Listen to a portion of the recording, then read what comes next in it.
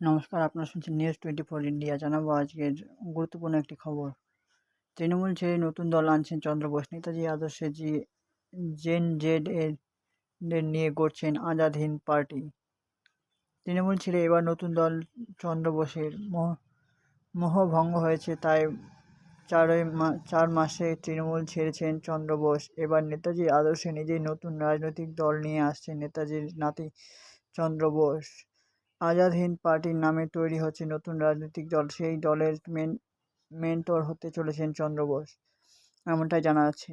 NEET প্রশ্নপত্র ফাঁস পরীক্ষার অনিয়মকে সামনে রেখে জেন জিদের প্রতিবাদে দেশ জুড়ে যখন আলোড়ন, তখন সেই জেন জিদের নিয়ে দল গঠনের ঘোষণা চন্দ্র বোসের।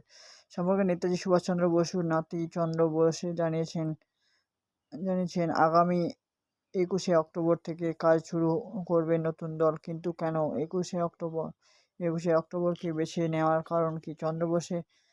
চন্দ্র বোস জানাচ্ছেন, নেতাজি সুভাষচন্দ্র বসু 1943-এর 21শে অক্টোবরই সিঙ্গাপুরে প্রথম আজাদ হিন্দ সরকার গঠনের ঘোষণা করেছিলেন। নেতাজি আদর্শে কাজ শুরু করে এই নতুন দল, তাই আজাদ হিন্দ সরকার গঠনের সেই 21শে অক্টোবর তারিখকে বেছে নেওয়া। নেতাজির জন্মস্থান কটক সূচনা হবে এই নতুন রাজনৈতিক দলের। প্রথম কর্মসূচি সম্ভবত হবে কটকেও। নতুন এই দলের সঙ্গে চন্দ্র বসু ছাড়াও নেতাজির প্রেমী থাকবেন, নেতাজির গবেষক একটি গোষ্ঠী থাকবেন বলে খবর। চন্দ্র বোস জানিয়েছেন, পশ্চিমবঙ্গের পাশাপাশি বিহার, ওড়িশা, গুজরাট, উত্তরপ্রদেশ সহ দেশের নানা প্রান্তে নেতাজির মানুষরাই তাকে এই কাজে উৎসাহ জুগিয়েছেন। চন্দ্র বোসের কথায়, নেতাজি আদর্শে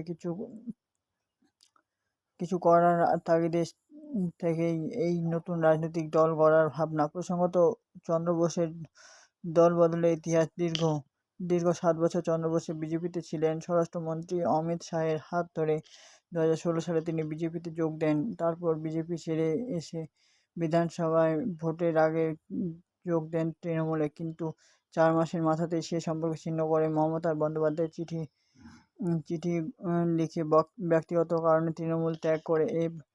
এর আগে একসময় তিনি ফরওয়ার্ড ব্লকেও ছিলেন। নেতাজির দাদা শরৎচন্দ্র বোস, তার ছেলে